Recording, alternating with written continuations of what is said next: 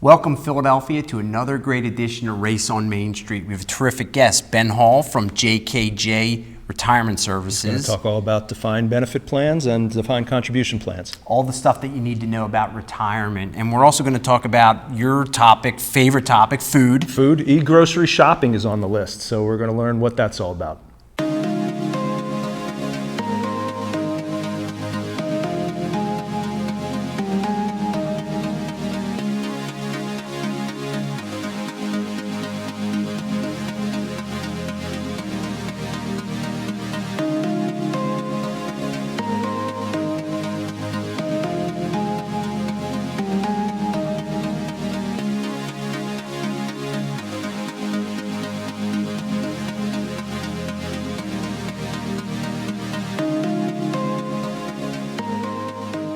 Good morning, Philadelphia, and welcome to Race on Main Street. For all those new viewers in some of the surrounding suburbs, thanks for joining us and welcome to another great edition of Race on Main Street. We're thankful to have you with us. We have a terrific show for you today, very important show. We're going to discuss the ideas, everything related to retirement planning, a topic that is something that just about everybody out there is going to face one day. So we're going to try to go as deep as we can on it. We have a terrific guest, Ben Hall from JKJ Retirement Services, who's going to talk to us about retirement planning so that you all can have maybe a little bit of edge in terms of getting to retirement and certainly getting through retirement all on your own terms. But before we get started, I want to introduce my business partner from Simon Capital Management and my co-host and I guess most importantly my brother, Stuart Race. Stu, Scott, how are things going? What's going on Main Street? That's the real issue at hand. You know, it's funny that we always greet each other in these shows and we have this one sentence about the weather and the weather in Philadelphia has been ridiculous these past couple of days. It's 70 degrees out there today. Yeah, so we'll give you a little bit of depth in terms of like where we are with this, is that we're shooting now, it's like mid-December, right, and both of my kids wore shorts to school today. Yeah. So, you know, to give you some perspective as to where we are. I'm sure we're going to pay for this in February. At some point we're going to pay for it. My kids wanted to ski this week and I called one of the mountains and they said, well, if you can ski in mud, you could ski here. And that was their overall attitude about how poor conditions are at this point because of how warm it's been. Well, I suppose at some point Main Street's going to be talking about that, but today Main Street is talking about e-grocery sales. Love it. Well, okay. I know exactly what you're going to talk about. I think it's fantastic. Well, you have to ask me why.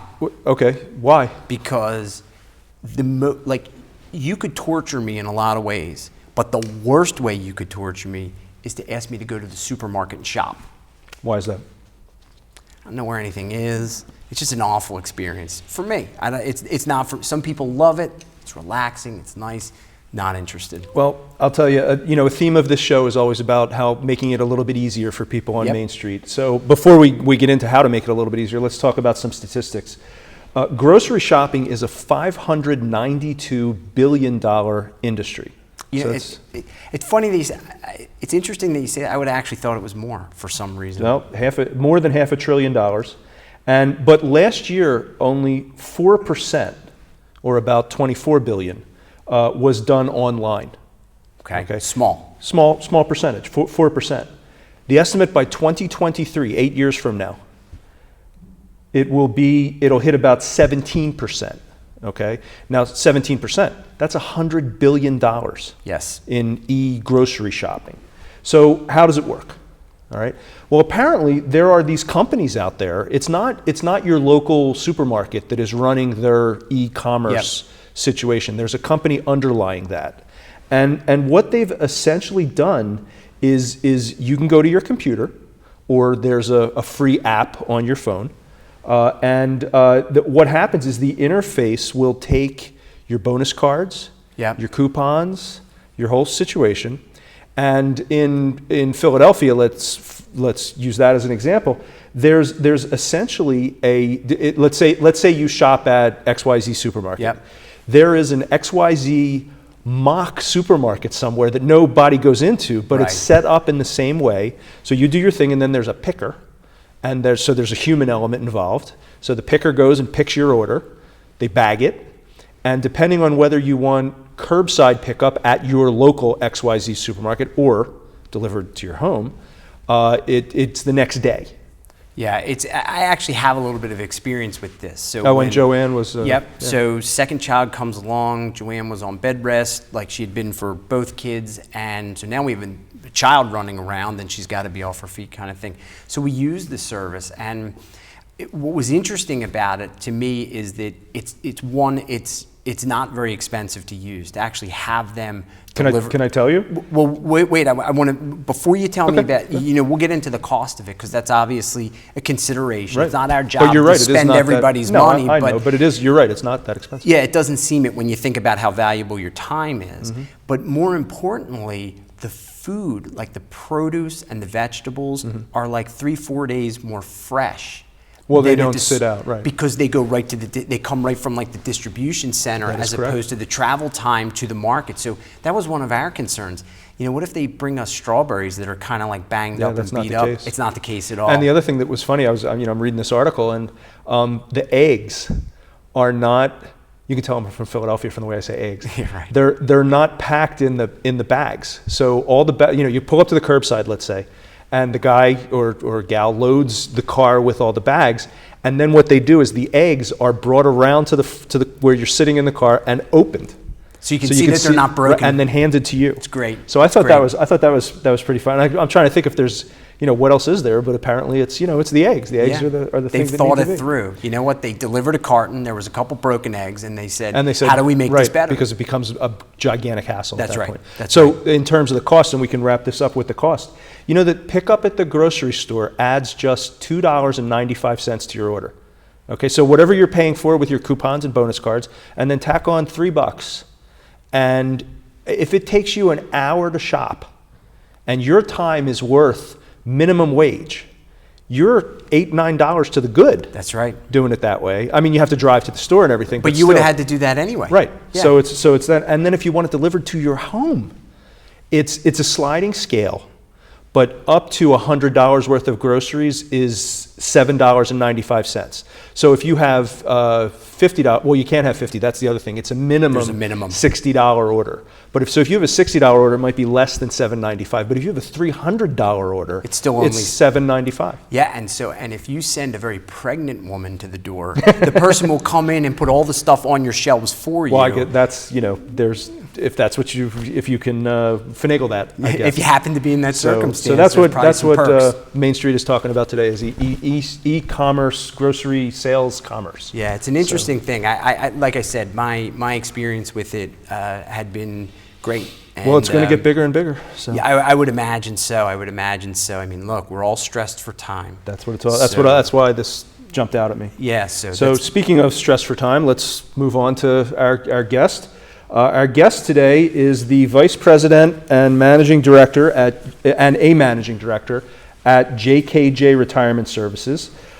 Ben Hall has got his BS in Engineering from Swarthmore College and an MBA from Villanova University. Go Cats.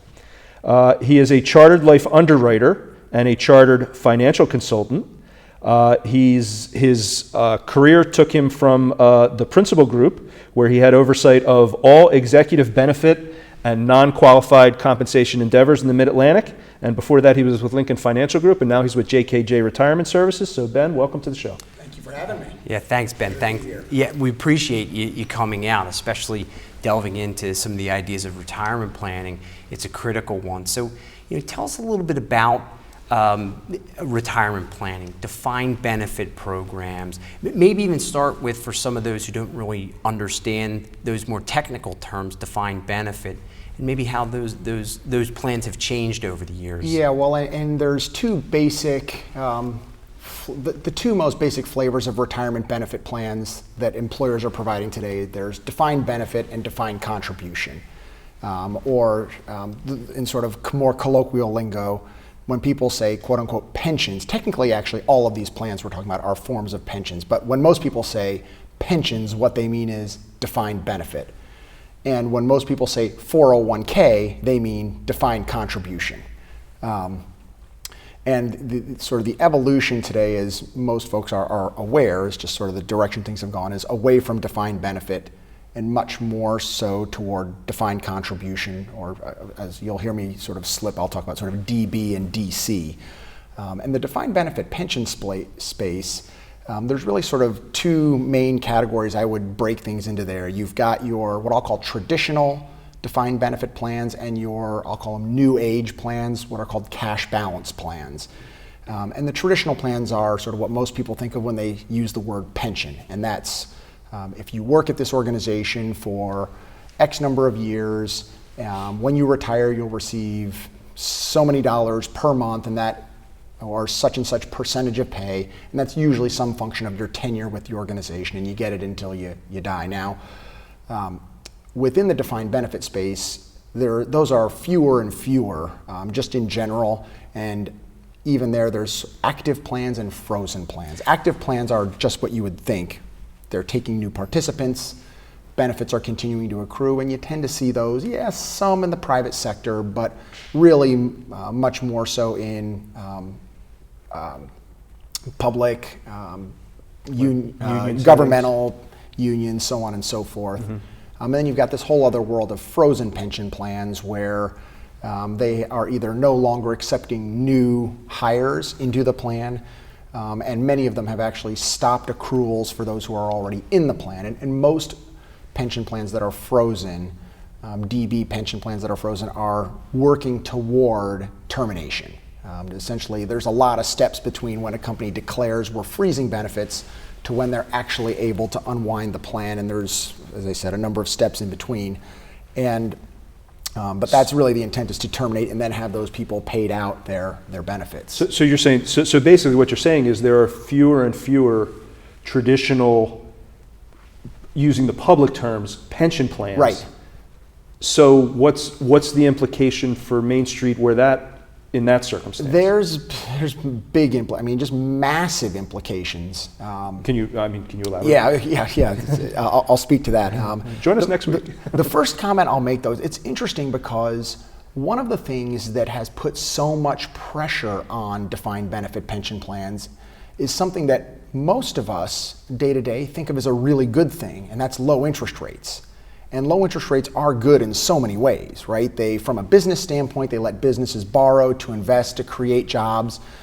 For individual consumers, it lets them carry debt, whether that's student loan debt or car debt or credit card debt. Who hasn't refinanced their mortgage in the last decade, right? Sure. So all these things about interest rates are good in so many ways, but the place where there's a little trade-off is when it comes to defined benefit pension plans. This prolonged low interest rate environment has put a lot of pressure on companies who had these plans.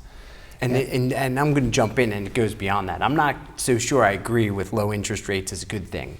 But for anybody under any circumstance, because of what you just described, because it does go further than just those defined plans, the CD market, all the fixed income type items that exist to help sort of like that impact our older generations who are headed either close to retirement or are already there, folks that you see and work with every day. So and the negatives, the interest rate negatives, there's the one that you mentioned that impacts everybody. So to get more reasonable returns, whether you're an individual or you're a company sponsoring a pension fund, you're having to take more risk to get any kind of reasonable return. So that's one form of pressure that these low interest rates have placed on pension funds. And the other is, and I'm not an actuary, but pretty basic finance, the lower the interest rate with which you're discounting back future benefit payments, the higher the value of that is going to be today. And so these low interest rates have driven up current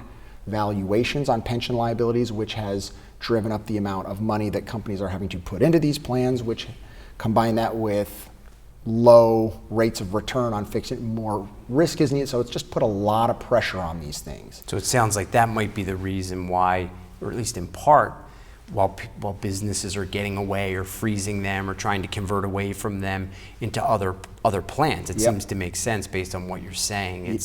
But back in the day, before my working life, you had the concept of, I'm going to get that good job with that good company, I'm going to put in my time, and then I'm going to be taken care of because that's part of the deal. Based on what you're describing the situation now, what can Main Street do about this? Yeah. They don't have that alternative anymore. You're right, because Main Street is being asked in this interesting way. They're taking on a lot more risk. Just when it comes to saving for retirement, they're taking on a lot more risk, right? Employers used to bear the contribution risk. In a traditional pension, they bore the contribution risk, the investment risk, and the longevity risk. And now all of those things are coming back to Main Street to bear. Mm-hmm. And generally speaking, they're coming back to Main Street to bear without an increase in pay. Most organizations who froze or terminated their traditional pension plans didn't say, hey, we're terminating our pension plan, here's a 10% raise so that you can save toward your own retirement, right? And some companies, and I'm painting a broad brush there, but some companies did offer what I'll call sort of sweeteners to their defined contribution plan. Hey, our match used to be X, now we're going to increase it to Y to help soften that blow. But even if that took away some of the contribution pressure, the employee still is now bearing the investment risk and the longevity risk. So it's putting a lot of pressure. And what do you do about this? And well, that's what I'm saying. So, give me the 5-word, the 2-word, the 1-word answer. The answer is incredibly simple and incredibly difficult at the same time, and it is save. Save more, spend less, save like crazy. I mean, there's no two ways. And we as Americans, we are bad at doing this. We are a consumer society. Our economy is driven by consumer spending, and we are just not good savers. It's just sort of not our culture. And it's not just, the numbers you need to save, they're big numbers. You start doing the math and you're talking 10, 12, 15% of pay. And these are big numbers, right? And it requires discipline to start saving. It requires discipline to, over time, elevate your savings to where they need to be. For somebody who isn't saving at all, to go from 0 to 15% is kind of like, the analogy I make, it's like taking an apple and trying to swallow the whole thing at once. You choke on it. Sure. But even having the discipline of, okay, take a big bite out of the apple first, but then take little nibbles and move up and up. I mean, that just takes discipline. And something and this in the face of a society with $1 trillion in student loan debt and God knows how much in credit card debt. Well, and I was actually going to say, and sort of if you think of us as following our government has a lot of debt. So, just like American citizens, our government, if we follow their lead, they spend more than they bring in. And so this is really hard. And the other place where it's hard is just the discipline in investing. Don't be emotional about the market. And this is easy for me to do because I do this for a living, right? But for the average person on Main Street, when they see the markets going down, they get emotional and they freak out. Some people freak out, but I mean, they start acting perhaps in ways that they shouldn't act and that ultimately aren't in their best interest. And now the good news on the investment piece of things is in 401k and defined contribution plans where employees are charged with picking their own investments from a menu, right? So many of us are in or have been in those plans. There is a more recognition, as I talk to participants in these plans, that they're not investment professionals, and thus they want to gravitate toward do-it-for-me type options within these plans. And the financial services industry has gotten better at creating do-it-for-me type options. The most prevalent in the marketplace today, which some folks have heard of, is what are called target date funds, where all an employee in a plan has to say is, hey, I'm hoping to retire around such and such date. And from there, the do-it-for-me option, the target date fund, will say, okay, well, based on how far you are from that date, here's what your holdings and your risk profile should look like. And then automatically we'll sort of take the foot off the gas with respect to risk as that date gets nearer. And target date funds are sort of, there's no one size fits all, but the idea of them is to have one size fits many. And even if it isn't the perfect fit, it's often the better fit than having an employee who doesn't do this for a living try to do it. And that's, I think, in their spare time. Yeah, and I think that's one of the other issues, and it's a significant one. It's probably more cultural than anything. Is you go for a very, very long period of time, and I'm curious to hear what your thoughts are on this, and being involved with this every day. You go from a traditional type, what we think of pension plan, like you described, company saving for me, those types of elements where I don't really have to take part in it. it's being done for me, to all of a sudden going to a circumstance where you're responsible for really all of it. It's provided to you, but then you have to put it all together. That in and of itself, from a standpoint of, hey, my parents never had to do this, now I'm doing it, I'm not any better equipped to choose these investments and plot the course and all that kind of stuff than they were, but it's being forced on me. I don't know what to do. It's almost like a deer in headlights, I would imagine. Well, there is, and I have a lot of those conversations with participants who are in the plans that we help to oversee and govern.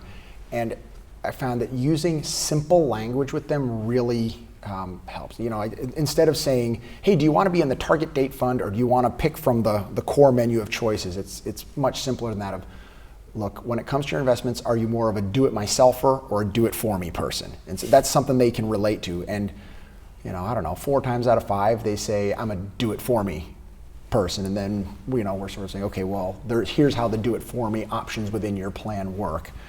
And it's really helping employees to see that that's the best option for them, rather than trying to go it on their own. One of the things that that I'm always fascinated by is the idea that, who's looking out for Main Street? So, are there, now that we're coming off of defined benefit and heading towards defined contribution in a big way, who's looking out for Main Street? Tell me about, are there regulations? Well, I was just going to say, the government is trying to look out for Main Street. And I would tell you that the regulation, and some people in my industry would kick me for saying this, but I really believe that the regulation has, for the most part, I can talk about a couple exceptions to this, where I think it's over-regulation, but for the most part, has been well done in many respects. It's certainly the concept of what they're asking has been well done. So if you look at defined benefit pension plans, sort of your traditional pensions, I think here there's been a really nice balance between protecting the benefits of the participants in those plans, but also recognizing that, hey, these plans are hard for companies to provide and they have a cost. And there was a big piece of legislation back in 2006, the Pension Protection Act of 2006, or those of us in the lingo, we call it PPA 06. And that was sweeping. If it had anything to do with whether defined benefit or defined contribution, it was headline making, sort of dramatic legislation. But then there have been in the defined benefit pension world sort of more subtle, not headline-making things, but regulation that has been passed. There's a thing called, it's geeky, but MAP 21, which gave some relief with respect to, this ties to the interest rate comment earlier, some relief with respect to allowing employers to use a more favorable interest rate to provide some interim relief in calculating their pension valuations and contributions and things of that nature. So I think there's been a nice balance there. I think in the defined contribution and 401k space, the regulation has been a little more mixed. I'd say generally positive, and certainly the spirit of it is all positive. Right. But who's looking out for Main Street? The government is trying to do this by enabling employers who want to take an altruistic approach to empowering them to do so. There's more, the PPA 06 allowed for things like automatic enrollment, to basically say to employees, instead of you enrolling in the plan, if you do nothing, and let me be clear, Americans, the thing they are best at when it comes to retirement is doing nothing. It is what it is. Yeah, you look at the facts, you look at the statistics, look at the savings I think it's account. a fair statement. Yeah, Americans are I don't think exceptional anybody at can doing take nothing. exception from that. Yeah. And because of that, the government said, okay, well, let's take advantage of that. If they're bad at opting in, I bet they'll be equally bad at opting out. So more and more, the regulation said, hey, you can set up automatic enrollment that says to an employee, hey, if you do nothing, we're going to automatically enroll you at such and such percentage of pay. And furthermore, we're going to increase your increase your contribution by a certain amount each year. And we're going to put you in one of these do-it-for-me investment options. And you can change any of that at any time, employee, by taking action. Mm-hmm. And so who's watching out for Main Street? The government is trying to put things in place to watch out for Main Street in that respect. The other thing that the government is doing, this is where I think they got it partially right. The spirit of it they got right. The execution I think is mostly right, but definitely has a cost to it, is fee disclosure regulation. And I'll just say lots of disclosure regulation on many things, including fees. And fee disclosure regulation at the plan sponsor level, for a company to have its outside vendors say, hey, here's what we're charging you and how, and wow, that sounds so obvious, right? Of course, you should know what the services you're paying for are and what they cost. It wasn't always that obvious historically. And I would tell you that even today with fee disclosure regulation, the 408B2 disclosure, that's where the vendors disclose to the companies what they're being paid and how they're being paid, they're often as clear as mud. The good news is there's a requirement to disclose. There's no uniformity on what that disclosure looks like, and it's got a lot of legalese and jargon. And in the hands of a geek like me, I kind of eat those things for breakfast, right? But even in the hands of a very savvy finance director or CFO or human resources director, they're looking at this saying, what does this mean? Now, Yeah, it's not always obvious. it's a powerful tool when you give it to a geek like me, or somebody who does this all day, every day, because they can decipher it and say, okay, here's what your costs are. Now that we know what your costs are, and it shouldn't be that hard to figure out your costs, but it is. I guess I should be happy because it helps keep me in business. There you go. But once you know what your costs are, you can now benchmark those costs against a similar peer group to determine, compared to the market, are your costs reasonable or not? And then you can use that to help negotiate reasonable costs. And that's, in the hands of folks who know what they're doing. Since I got to JKJ 3 years ago, we've had over half of our clients have experienced some level of fee decrease. Well, that's a good thing. And that's fee disclosure regulation has helped drive prices down overall. Ben, this is tremendously interesting stuff. We could do a whole other show on it probably. Fee disclosures are not interesting. I got a bunch of other questions for you, but we got to we have to move on. We will definitely have you back because we're certainly going to want to talk about the rest of this stuff at some future time. But before, I just one other quick comment though. The idea of fee disclosures is a new element. So, we'll give everybody who's putting all these things together a little bit of a break. It's going to take a little bit of time to sort of iron things out. So it's likely that'll get clearer and clearer and clearer for participants and for plan sponsors and for everybody else. So it's just a matter of time as that gets better and better as the system. And I'll say one more comment about interest rates. My plan, rip the Band-Aid off, raise them to 8% today, and we'll see where things go. What do you say to that? I got it. We're kicking away That'll the fun be stuff. enough. We're not doing the fun. That's a topic for another show. Yeah. All right. Well, I say then tear we'll the Band-Aid off Ben now. obviously disagrees, but he's being too judicial to. We'll see. I mean, I think Wind us up. Take us out with your response to that. My response to that would be, going up to 8% right now might be a little extreme. Like trying to swallow an apple? It might be like, that's a great analogy. Yes, maybe we should take a big bite of the apple first, then some little nibbles. But I want everybody to swallow the watermelon. It's time. Well, with that said, let's Thanks, Ben. Appreciate it. Thank you guys. Let's kick through the fun stuff, and Sure. you take us. You actually have to take us out of here with next week's guest. And No, you wanted to talk about some of these fun things. well, I do, but I think we're running up against it. So Real quick, come on. We got All right, this fun is a good stuff. topic. Give me the Bard College professor Joseph Luzzi has come out with a list of 8 books that changed the world. Give me. We both discussed before. I mean, come on, the right. first one. Okay, so the first body of work, no doubt about it, Guns N' Roses' Appetite for Destruction. That is not on the list. I'm telling you, that's no, I'm just kidding. Number 1, and it's in its own category, the Bible. Of course. Yeah, okay, so we're gonna put that on the shelf over here, number 1. So you asked me if I could try to figure out some of the others, and so I don't know what's on that list. Give me one, if you can guess one. Right. Okay, so I'll give you 3 or 4 that I think are there. Okay, To Kill a Mockingbird. To Kill a Mockingbird is on the list. That's got to be on there. And Huck Finn is not, but To Kill a Mockingbird is. I was about to say Mark Twain's Huck. That doesn't make sense to me, but the category's covered, I guess. Well, you're right. That's is what it is. I think is the thing. I would say on the same lines of the Bible, and I'm stretching for this, but I'm going to say Dante's Inferno. Dante's Inferno is on the list. That is correct. Very good. It's not easy to read, but it should be something it is that on the folks list. read. One more. You got time for one more. One more. The Jungle by Upton Sinclair. The Jungle by Upton Sinclair is not on the list. It should be then. I think that's wrong. And then finally, Mario Puzo's The Godfather. The Godfather is not on the list either. I didn't think so, but I thought I'd throw that Get us out of here. Tell us about All next right, week. so hey, look, thanks for joining us. We really appreciate it. I just want to thank DL Uniform and Tactical Gear for all their support of the show and all the first responders out there in the community. And I want to say a quick thank you to Tom Hayden. Tom Hayden has served the Ardmore Fire Department for the last 30 years. He's the current chief. He He's also a Main Street guy. He owns a small business, printing company. If you're ever in Wynwood and you want to stop by and talk fire, talk printing, whatever, Tom's there. He's a great guy. Make sure to thank him. Tom, thanks for all your hard work and service to the community. Next week, we have Joel Fine, Dr. Joel Fine on. He's going to talk about some pediatric, very serious pediatric medical issues. Thanks for joining us. We look forward to seeing you out on Main Street soon. Have a great week.